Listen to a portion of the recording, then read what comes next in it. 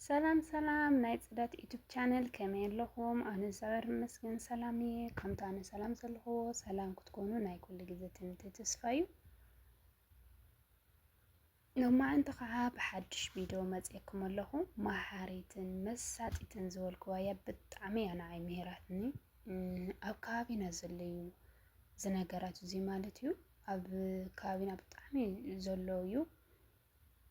ኣብ ከባቢና ዘይኮነ ሰብ ዓድና ብቻ ሓፃርና መሳጢት መሃሪትን እያ ኣብ ዓድና ዘሎ እዩ እና ኣርእስታ ድማ ንስኻትኩም ድማ ላይክን ሳብስክራይብን ሸርን ኣይትረስዑ። ናይ ኩሉ ግዜ ትምትባዕኹም ናይ ፈለየኒ ኩለኩም ፈቲ ሎማዓንቲ ናብዛ ለምፀትኒ ኣሕልፍ ከብለኩም እሞ ኣርእስታ ድሞ ምሳኻ ዶ ክበልዕ እያ ትብል። ሓንቲ ኣብ ጎደና ትነብር ህፃን ንሓደ ቢሊነር በዓል ሃፍቲ ዘቕረበቶ ሕቶ ንብዙሓትን ዘብከየን ናይ ብዙሓት ልብን ዝሰበረን ዝርርብ ኣብ ጥቅምቲ ወርሒ ኣዝዩ ቁሪ ዝበዝሖ ምሸት እዩ ነይሩ።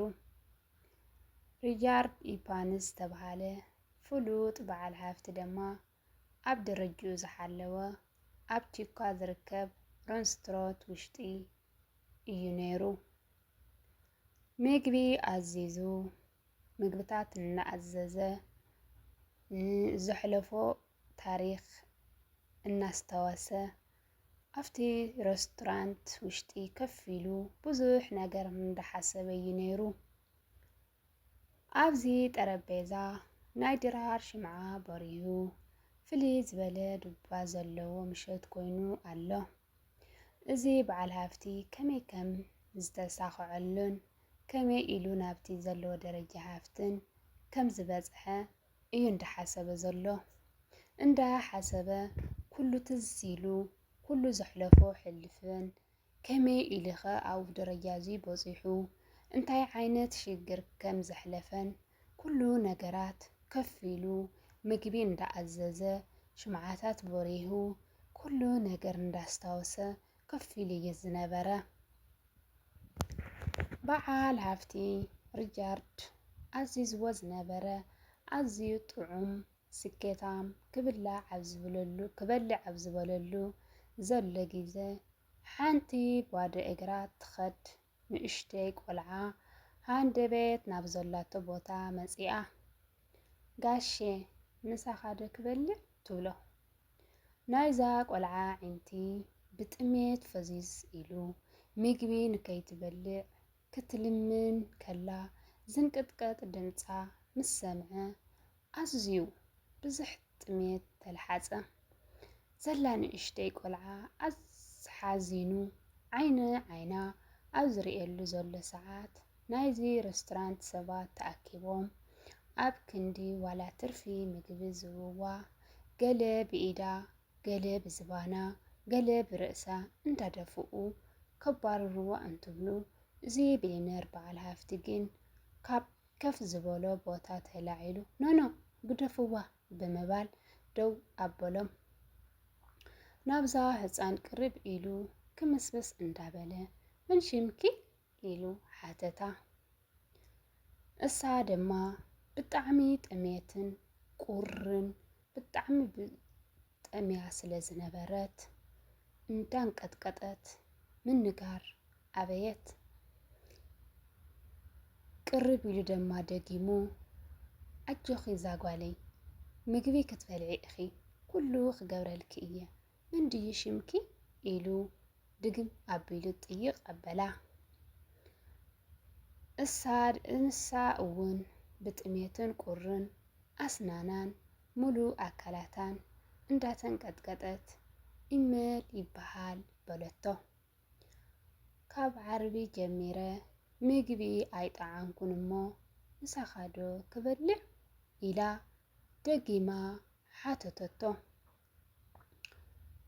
እሱ ድማ ድንግፅ ኢሉ እሱ እውን ብድንጋፄ እሺ ዛጓለይ በላ። ንዒ ኣብዚ ከፍ በሊ ኢሉ ናብ ጥቕኡ ዘሎ ወንበር ሕቁፍ ኣቢሉ ኣልዒሉ ከፍ ኣቢሉ ፅቡቕ ዝብላዕን ምግብን ትኩስን ዝስተ ጸባን ኣስተያ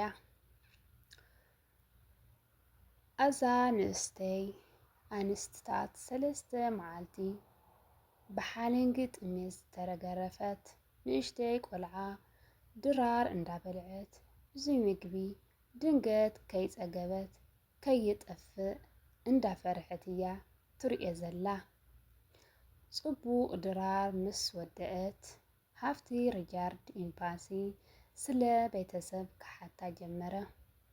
ናይዛ ቆልዓ እዚኣ ብጣዕሚ ልሕዝን ስለ ዝነበረ ንሳ ድማ ምንም ክትናገር ትንቅጥቅጥ ምግባ ድማ እናጠመተት እያ ምስ ጸገበት ድማ ብጣዕሚ ክብስ በለት ተሓጎሰት ደሞ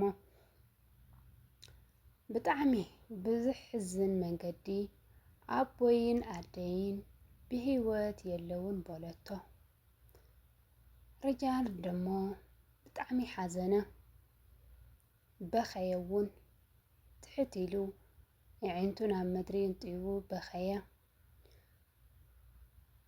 ምስ በኸየ ድማ ድግም ኣቢሉ ናበይ ከይዶም ኢሉ ከመይ ከኾይኖም ኢሉ ደጊሙ ሓተታ።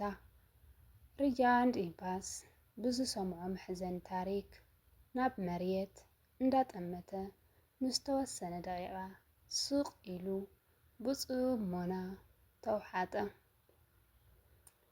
ምክንያቱ ንሱ እውን ብተመሳሳሊ ናይ ህይወት መንገዲ ናብ ዓወት ቅድሚ ምብጽሑ እዩ ሓሊፉ ዘሎ። ኩሉ ነገራት ናይ ህይወት ናይ ጎደና ከመይ ኢሉ ከም ዝሓለፎ ጥሜት፣ ቁሪ፣ ብዙሕ ነገራት ሽግራት ስለ ዘሕለፈ ንሱ ድማ ርእሱ እንዳነቕነቐ ኣይ ህይወት ኢሉ ተናገረ። እና ስለ ናይ ጎደና ህይወት ጥሜት ኣጸቢቐ ስለ ዝፈልጦ እየ በላ። ደሓር ግና ስቕትኡ ሰወሮ። ኣይ ህይወት ክንድዚ ዝኣክል ዲኺ ብዙሕ ነገር ኣብ ፈተና ተእትዩና ኢሉ ሓሰበ። እዛ ህፃን ቆልዓ ንእሽተይ ህፃን ብናተይ መንገዲ ሓሊፋቶ ማለት ድዩ ኢሉ ብውሽጡ እንዳሓሰበ ንሳ ንኸይትርእዮ ንታሕቲ ምድሪ እናጠመተ ከመይ ዛ ዓይነት እዩ ህይወትስ ከመይ ኢልካ ኢኻ ትሓልፋ? ለካ ህይወት ንብዙሕ ትፍትን እያ ለካ ዓውጂ ንእሽተይ ኣይትብልን ኢሉ ድማ ንባዕሉ ንዛ ህይወቱ ኣስተወሰሉ። ንህፃን ኢሜል ምሳይዶ ናብ ገዛይ ክትከዲ ብምባል ሓተታ።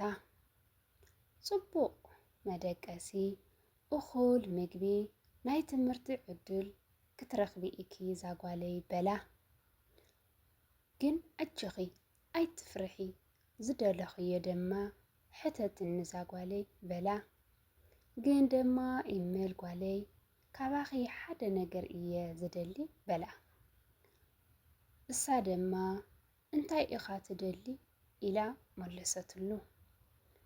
እሱ ኣነ ዝደልዮ ትዕግስትን ጻዕርን ይብላ እሞ እሳ ድማ እንኳን ያ ትዕግስቲ ጻዕሪ ዝኹሉ ጥሜት ብጥሜት ብቁሪ ኣይኮነን እዚ ደኣ ትዕግስትን ጻዕርን ስለ ዝኸኣልኩ ኮየ ንኹሉ ዝሓልፎ ዘለኹ ኢላ መለሰትሉ።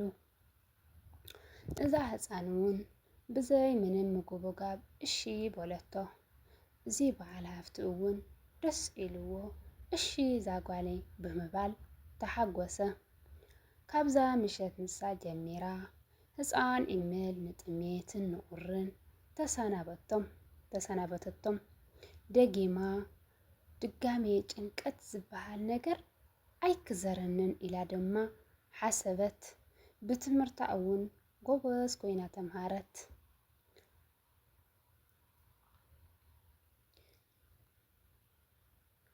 ኮሎምቢያ ዩኒቨርሲቲ ተመረቃ። ኣብ መወዳእታ ድማ ኳንት ዝተባሃለ ናይ ርዳእታ ድርጅት መስረተት። በዚ ድርጅት ንዝጠመዩ ናብ ጎደና ህይወት ንዝተጋለጹ እናይ ትምህርቲ ዕድል ንዝሰኣኑ ህፃናት ክትሕግዝ ጀመረት። በብዓመቱ 15 ኮንሰርት ሪቻርድ ኤምባሲ እና ኢሜል ናብዚ ዝተፋለጠሉ ሬስቶራንት እናከዱ ከምቲ ንሳ ዝነበረቶ ተመሳሳሊ ህይወት ንዝነበሩ ቆልዑ ምግቢ እንዳብልዐት እያ ትርከብ። ብጣዕሚ ደስ ዝብል መሃሪትን መሳጢትን እያ ነይራ ኣሕዋተይ ማዕረይ ደስ እያ ትብል ነይራ። እና እስኻትኩም ድማ ከም ትመሃሩላ ተስፋ ይገብር። እዚ ድማ ኣብ ኩልና ዘሎ እዩ። ኣብ ብጣዕሚ ልብኻ ዝሰብር እዩ። ኣብ ዓድና እውን ኢትዮጵያ ዘሎ እዩ። ብጣዕሚ ልብኻ ዝሰብር እዩ። ንኩሉ ድማ ከመይ ኢልካ ከም ትሓልፍ ሽግር መንከራ ከመይ ኢሉ ከም ዝረኽበካ እሞ ከዓ ወለድኻ እንድሕር ዘይብልካ ወለድኻ ብንእሽተይ ከናሃለኻ እሞ ቤተሰብ ወይ ከዓ ተስኢንካ ኣብ መንገዲ ሓዳር እንተኮይንካ ብዙሕ ነገር ችግራት ኢኻ ትረክብ። ግን ነቲ ችግርስ ግን ብተስፋን ብትዕግስትን ኢኻ ኩሉ ነገር ክትሓልፎ ዘለካ እና ብጣዕሚ እያ መሲጣትና እዩ። ብጣዕሚ እያ መሂራትኒ። ንስኻትኩም ድማ ከም ተምህረኩም ተስፋ ይገብር እና ብላይክ ብሸር ብሳብስክራይብ ጀምሩ። ካብ ናይ ኩሉ ግዜ ምትዋዕኹም ይፈለየና። ኣብ ናይ ካሊእ ቪድዮ ንራኸብ። ድሕና ቀኒዩ